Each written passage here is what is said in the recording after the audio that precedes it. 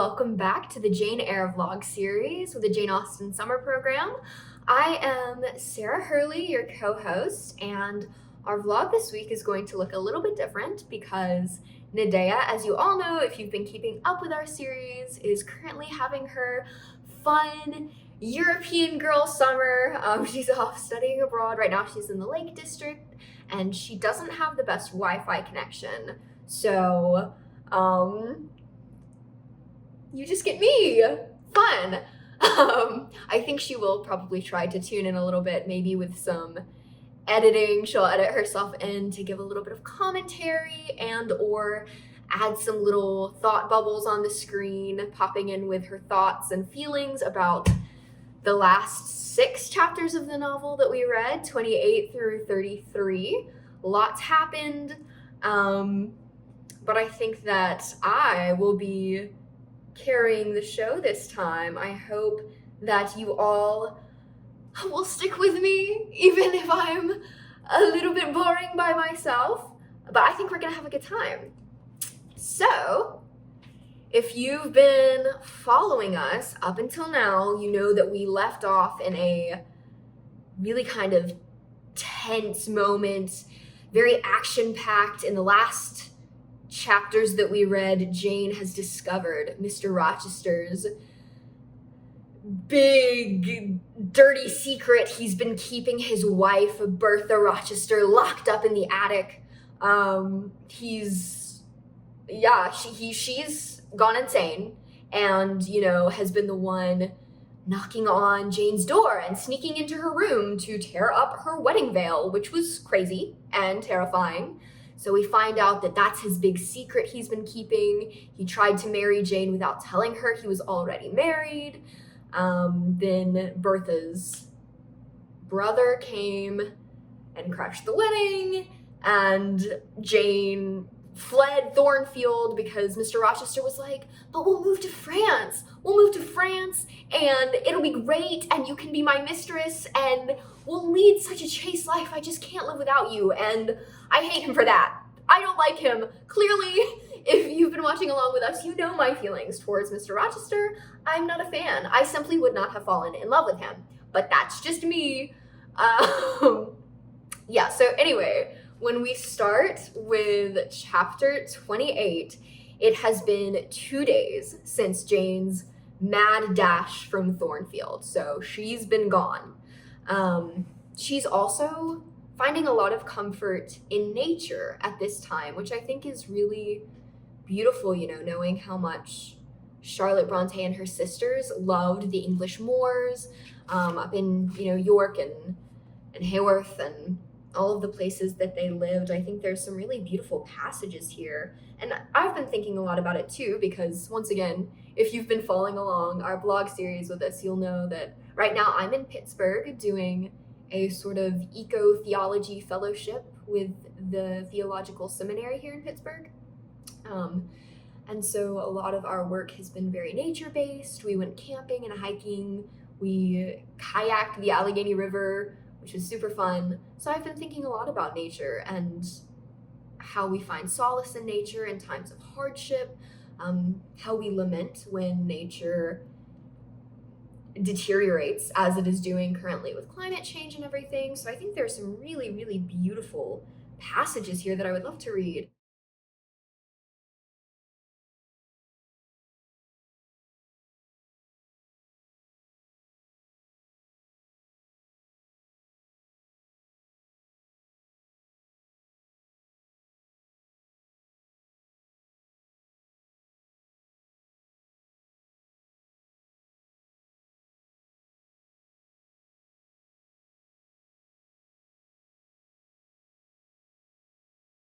Nature seemed to me benign and good. I thought she loved me, outcast as I was, and I, who from man could anticipate only mistrust, rejection, insult, clung to her with filial fondness. Tonight, at least, I would be her guest, as I was her child. My mother would lodge me without money and without price. Referring to nature as her mother is just so beautiful. And then she's also, I feel like I'm so Jane Eyre. Like I'm living my Jane Eyre moment over here in Pittsburgh, doing my silly little tree journaling and everything. She says, Night was come, and her planets were risen, a safe, still night, too serene for the companionship of fear. We know that God is everywhere, but certainly we feel his presence most when his works are on the grandest scale spread before us. And it is the unclouded night sky where his words wheel their silent course that we read clearest his infinitude, his omnipotence, his omnipresence. I had risen to my knees to pray for Mr. Rochester, which is a really beautiful moment. Once again, she's kind of come full circle, really embodying Helen Burns, who loves the people who harm her, who prays for the people who are cruel to her. She's really embracing this sort of Christian piousness, Christian devotion, praying for Mr. Rochester, even though he has wronged her severely. And only when she's in nature, when she's feeling this connection to the land, the moors, the heath, is she able to really embrace that sort of sentiment towards Mr. Rochester, who has harmed her. So Jane is kind of having this despairing moment out in the moors alone in nature, and then, funnily enough, she hears a church bell ringing in the distance, which is like a fun little moment because she's having this little like godly connection going on. She's praying for Mr. Rochester. She hears a church bell. So it's kind of like a sign from God, and that's what leads her out of the wilderness. She sees this village out in the distance. She's like, oh, okay, I've got somewhere to go now. So she treks to the village, and she begins asking around for work to the people she meets. And all of them are saying, no, you little weirdo, get out of my house, go away. What are you doing here? She's just this like seemingly well-dressed beggar woman, which is arousing suspicion. She goes into a little bread shop, and the lady's like, leave me alone, you're weird. Which is really unfortunate, but Jane says she knows, like, I get it, I look kind of fishy, I can't blame them for turning me away. She's kind of reduced to begging people in the street for food. There's this girl throwing porridge to pigs, and she's like, ma'am, wait, can I please have this porridge? And the girl's like, Mom? And her mom says, yeah, okay, the pigs aren't gonna eat it. So she's literally begging for table scraps, which is a really sad, low moment for Jane in this novel. You know, she's been through some really hard things, but she's never necessarily been a beggar on the streets. So a new experience. And then the end of chapter 28, she stumbles upon this house, kind of separated from the village, far removed, and there are some sisters in there, Mary and Diana, and an old woman, Hannah. And Jane is listening in on their conversation. Mary and Diana are like reading this German book. They're reading these German like book passages to each other and laughing and just kind of cutting up. And we learn Hannah is their servant, not their mother. And we really find this at the climax of Jane's despair. She is really going through it. She literally says, this was the climax, a pang of exquisite suffering, a throe of true despair, rent and heaved my heart. Worn out indeed I was, not another step could I stir. I sank on the wet doorstep, I groaned, I wrung my hands, I wept in utter anguish. Oh, this specter of death, oh, this last hour approaching in such horror. Alas, this isolation, this banishment from my kind.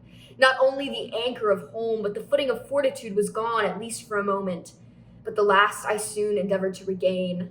I can but die, I said, and I believe in God. Let me try and wait his will in silence. And so that's when she's knocked at the door, and Hannah's come to her and said, hey girl, what are you doing here? Get out, this is my house, you're an intruder. And then she leaves, so Jane just collapses on the front step. She collapses, she's having this moment until Mary and Diana's brother arrives on the scene, who has since been said to be out of town. He's left, he's gone.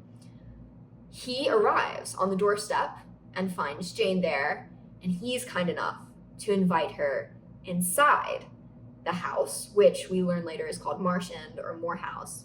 He invites her inside, and so Jane's got this new generous family that is going to be hosting her. So now we've got Mary and Diana's brother, St. John Rivers.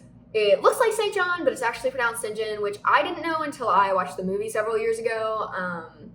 You know, the English language, it's just mystifying. It just works like that. So now we've got St. John Rivers, and we learn that he is the parson in Morton, which is the village that Jane was kind of asking around for work in, and everybody was turning her away. He works for the parsonage, he's the pastor.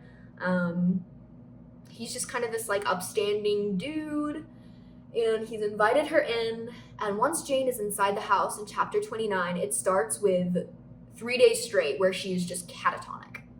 She's lying in bed, she's only partially conscious, she's so traumatized from the events at Thornfield, she is out like a light. She's dead to the world for 3 days. And then she starts to kind of overhear conversations as Mary and Diana and Hannah and St. John are walking into her room. She kind of pieces together their relationship to each other.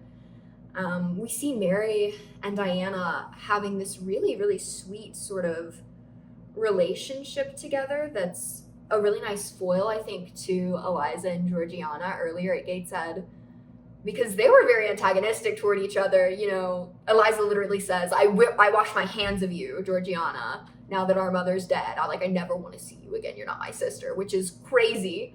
But Mary and Diana are really playful and sweet, and we've got, once again, sisters that are pretty different.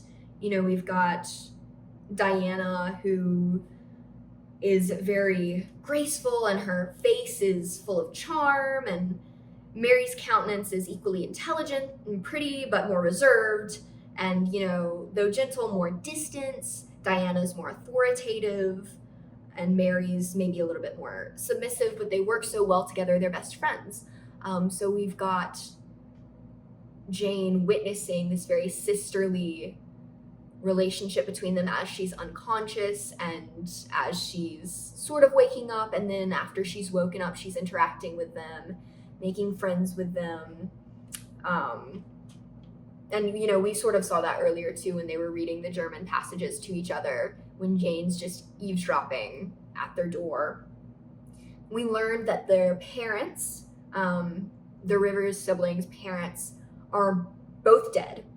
They're orphans now. Their father died just 3 weeks ago of a stroke, and their mother died long before. So we've got this kind of weird family home dynamic where it's the three of them plus Hannah, who's their old servant who's been working for them forever.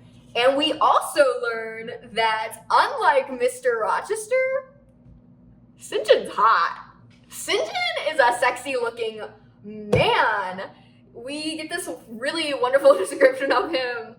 Mr. St. John, sitting as still as one of the dusky pictures on the walls, keeping his eyes fixed on the page he perused and his lips mutely sealed, was easy enough to examine. Had he been a statue instead of a man, he could not have been easier. He was young, perhaps from 28 to 30, tall, slender, his face riveted the eye. It was like a Greek face, very pure in outline, quite a straight classic nose, quite an Athenian mouth and chin. It is seldom, indeed, an English face comes so near the antique models as did his. He might well be a little shocked at the irregularity of my lineaments. We're going to go with that pronunciation. His own being so harmonious. His eyes were large and blue with brown lashes. His high forehead, colorless as ivory, was partially streaked over by careless locks of fair hair. He's handsome. He's a good-looking man. He's a Greek statue-looking kind of man. Okay, so we've got this really nice kind of tension between Jane always saying, oh yeah, Mr. Rochester, he's ugly. He's an ugly beast. And then we've got this thing where she keeps referring to St. John as like a hot, sexy man, which I think is just hilarious. Like, I just think 10 out of 10. Charlotte Bronte, you're so funny. You're so good at humor. And I love you.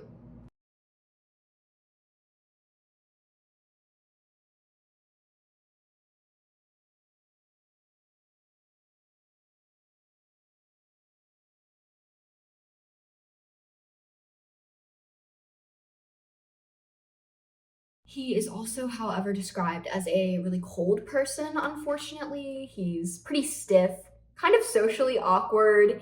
He's actually a lot more like a Austinian hero than a Bronte hero. He's kind of giving Mr. Darcy, which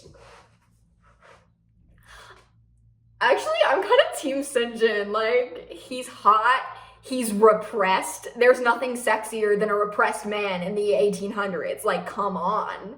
That's my ideal type. Uh, but yeah, Jane doesn't take too kindly to it. He's trying to force her to tell himself and his sisters what happened to her before she came to Morton, why she's here, why she showed up so disheveled with no connections, no family, no friends, nothing to her name. But eventually he does kind of just accept that she's there, and the sisters promise to host her until he can find her some kind of work to support herself. So she decides to stay at Marsh End until she can find work. So then in chapter 30, we begin with Jane finally having some friends, which is actually so sweet just to witness. This is the first time in her life, besides having Helen at Lowood, that she actually has friends, girls her own age that she's getting along with. You know, she had Eliza for a month, maybe. But then Eliza went off to a convent. They're never going to see each other again. But now she has Mary and Diana. She says, the more I knew of the inmates of Moor House, the better I liked them. In a few days, I had so far recovered my health that I could sit up all day and walk out sometimes. I could join with Diana and Mary in all their occupations, converse with them as much as they wished, and aid them when and where they would allow me. There was a reviving pleasure in this intercourse, of a kind now tasted by me for the first time. I had the pleasure arising from perfect congeniality of tastes, sentiments, and principles. They like to read the same things. They like to talk about what they read. They're kind of like us in that way.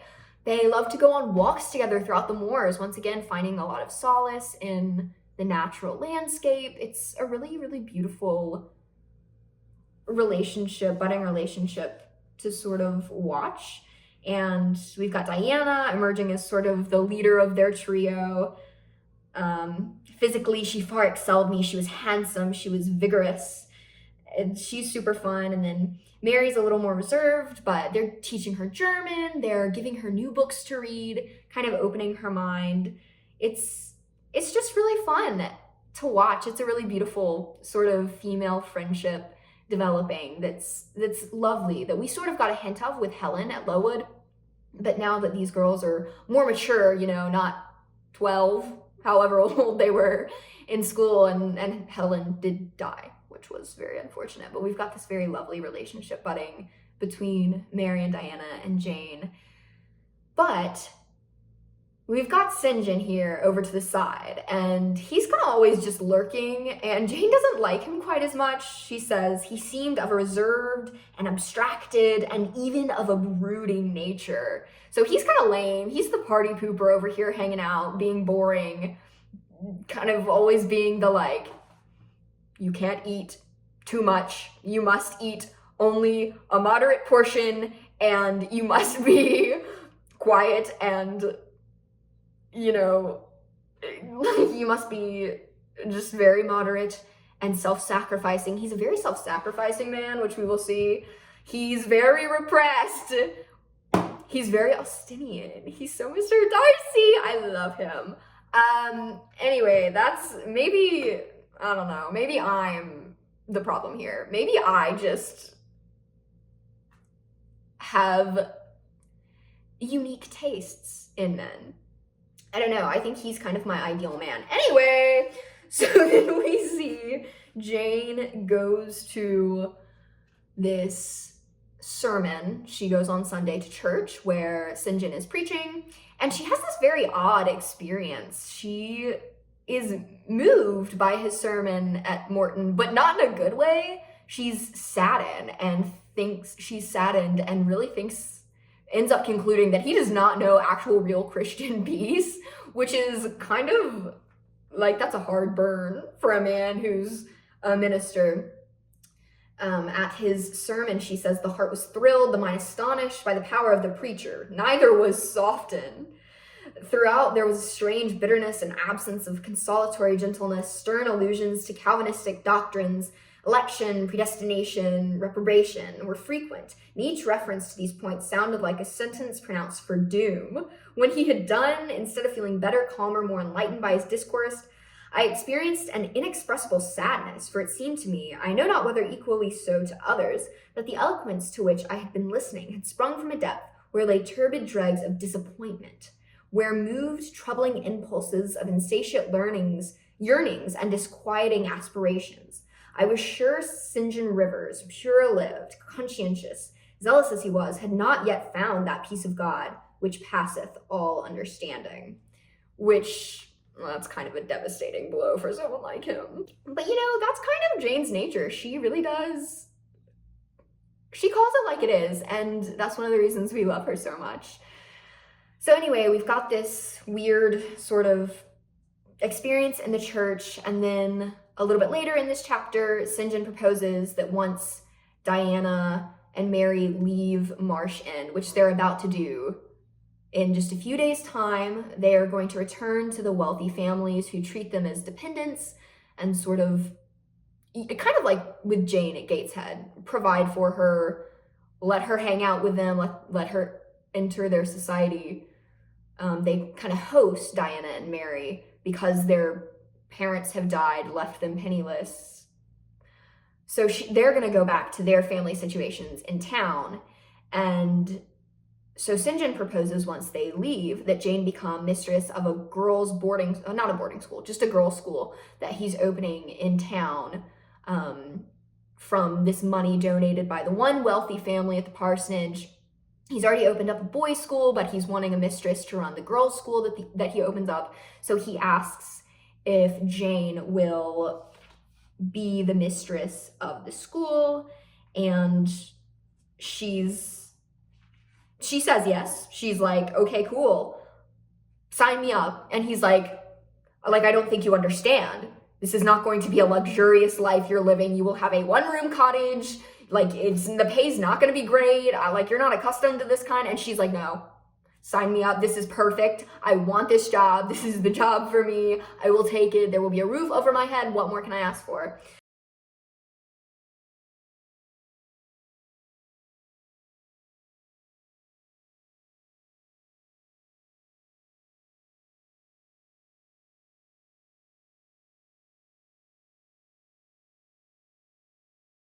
So she does end up accepting the position, and St. John's like, well, okay, but I don't think you're gonna last long. And she's like, why do you say that?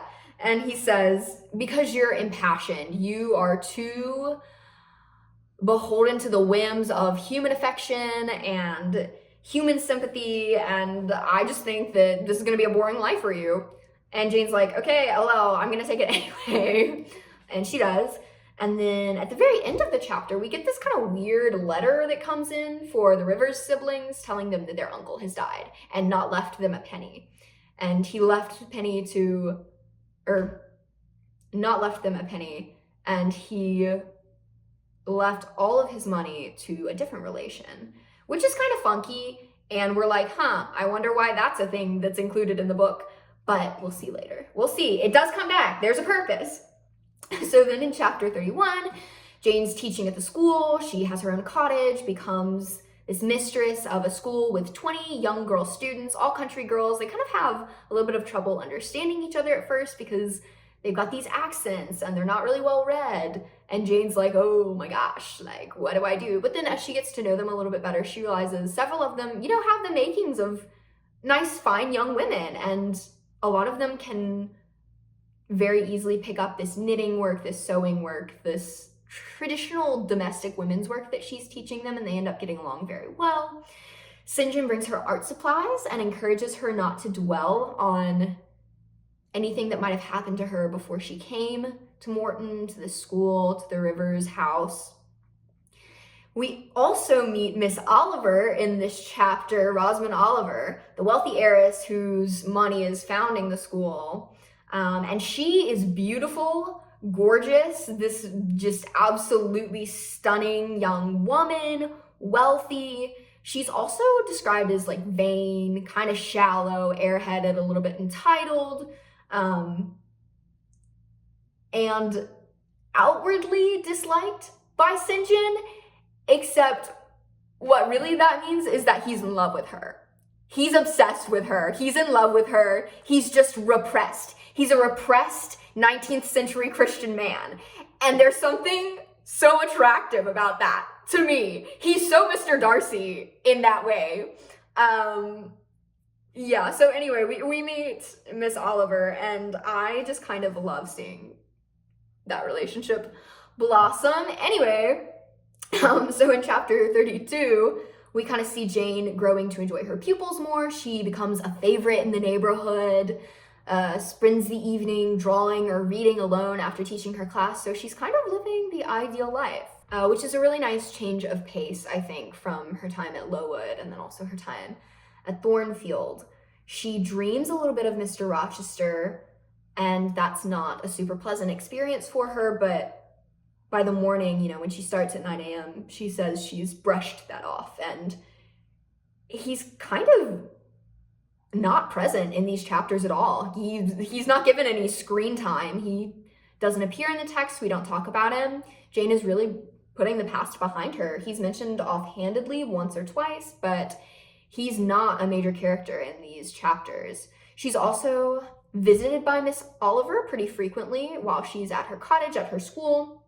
And she says she likes Miss Oliver almost as well as Adele, which is really funny because she says, of course I like her just about as much in the same way as I like Adele, but I like Adele in that she's a child, and so she kind of looks up to me and I kind of lead her and guide her, and Adele and Rosamond are very similar, but I can never love a fully formed adult as much as I love like a child when they're like the same kind of person, which is just really funny. Like, she is just absolutely coming for the jugular.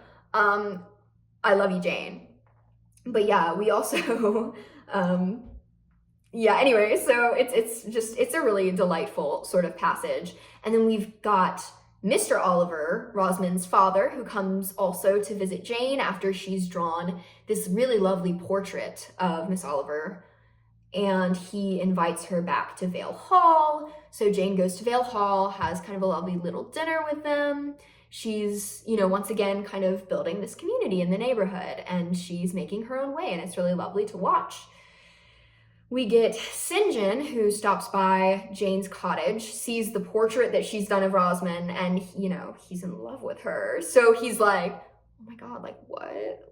That's like that's a good likeness. And it's so funny. Jane asks if he wants a copy, like if he wants her to do another drawing and color it, and he says he does. And Jane is playing matchmaker over here. She's like, look, you just need to ask this woman to marry you. You're in love with her. I know that she's in love with you. I know her father would approve the match.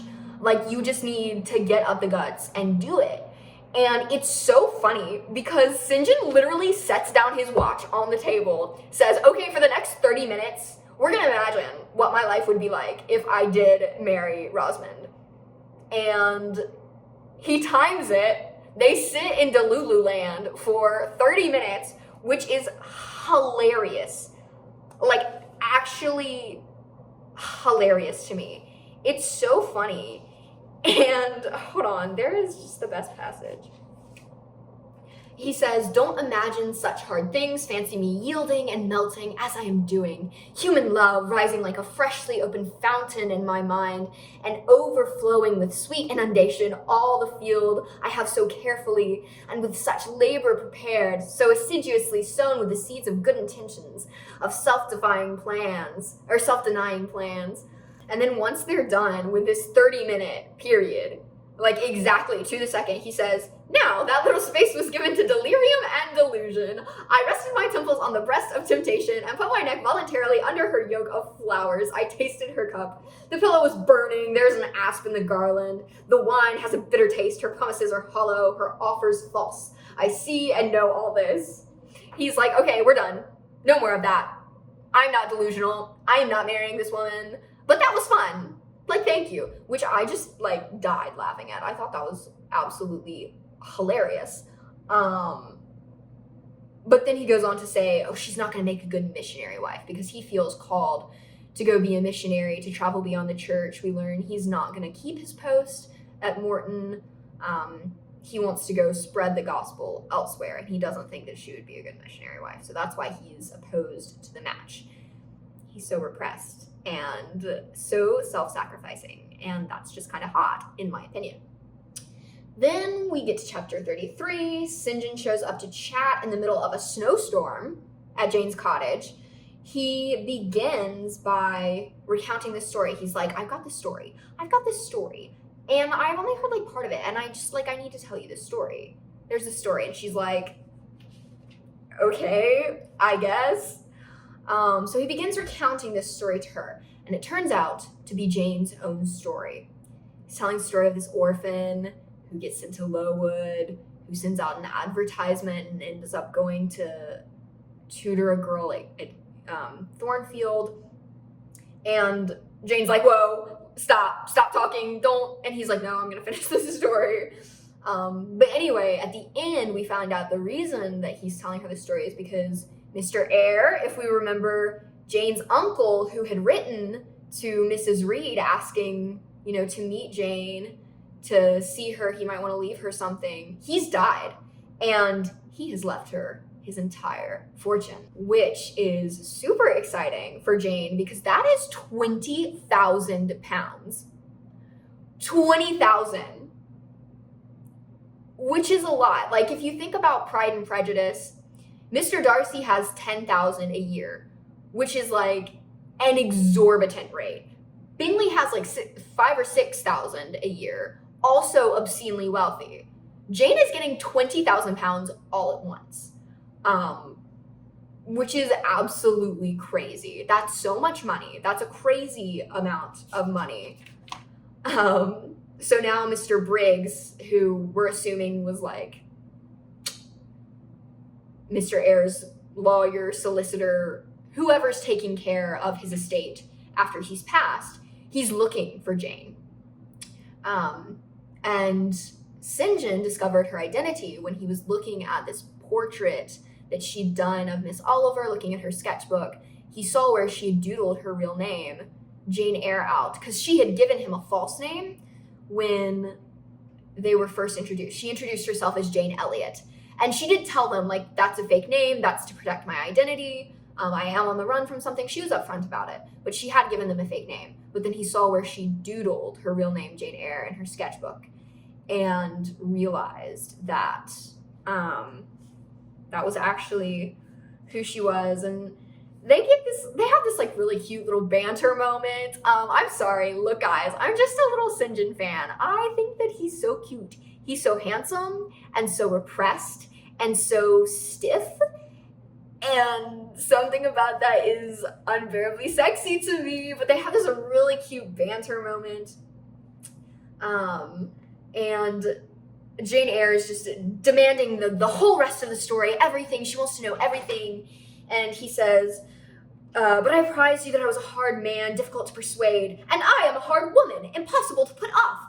And then I am cold, no fervor infects me, whereas I am hot, and fire dissolves ice. And I love that moment. I think that Jane just has the best banter with every single character. It's so cute, and I don't know, I love it. And it turns out also that St. John and his sisters are Jane's cousins, because if you remember that silly little letter that they got telling them their uncle had passed away, that was also Jane's uncle who left her all the money. And so St. John is actually St. John Eyre Rivers, named after this Uncle John, which is really fun. And so it turns out these people, these girls, Mary and Diana, that Jane has become real good friends with, they're actually her cousins. So they're family. So Jane has family. Finally, she has family relations. She's not alone in the world anymore, which is kind of her dream come true. And because of this, she insists that they split the money. So instead of her getting all 20,000 of it, she insists that they split it evenly 4 ways. So they each get 5,000, which is really amazing. So now Mary and Diana can come home. They don't need the support of these outside families in the town. They don't need to be dependent on anyone. And St. John can do good work with his ministry, with his money, which is really amazing. That is kind of Jane's dream life. She says she'll even keep her post as mistress of the school until he can find a replacement. And she'll, continue to work for her 30 pounds a year, which really isn't a lot, but it's okay because now she has 5,000 pounds. And so that's kind of where we leave her, which is really, really lovely. We get this quote, and she's insisting that they're family to St. John. And he says, well, no, like you might want to save this money. Like, what if you get married? She says, no, I am not getting married. Absolutely not. That's not fun. No, y'all are my family. She has this really lovely quote. She says, no one would take me for love, and I will not be regarded in the light of mere money speculation. And I do not want a stranger, unsympathizing alien different from me. I want my kindred, those with whom I have full fellow feeling. Say again, you will be my brother. When you uttered the words, I was satisfied, happy. Repeat them if you can. Repeat them sincerely. And he says, okay, yeah, like, I'll accept you as my sister. I will love you as my sister. Like, you're part of our family. And I think it's really lovely that we have this full circle moment, because Jane really started out with no family. And this whole time she has been searching for family. She searched for family at Gateshead, at Lowood, at Thornfield. She almost had it. It was almost in her grasp, but now she has found real family. She's got these cousins that she can stay with and love and provide for. And that is where we leave off at the end of chapter 33. Woo, that was a lot, I know. I think I will leave some space here in case Nadea would like to interject anything, a little parting message. Otherwise, I will sign off. Thank you so much for joining me this week. I would like to add a plug for donations. Please, anything helps. If you can just spare a little bit of money to help support Jane Austen Summer Program's mission to help us continue providing free content for you, both with Jane Austen Summer Program and Jane Austen and Company. We would absolutely love that. It also, I think, helps for doing the annual symposiums in June in the summer. And we would just really, really appreciate your financial support. So please consider donating. I think Nadea will be popping a link in the description and also maybe in the video. Otherwise, I hope that you will join us next week for the last remaining chapters of Jane Eyre. We've only got like 75 pages left, so a lot is gonna happen. We're very excited to be reading it. Nadea will be reading it for the first time. It's gonna be a lot of fun. So yes, please consider joining us next week, and we can't wait to see you there. Until next time, I have been Sarah Hurley, and we will see you next week. Thank you. Bye.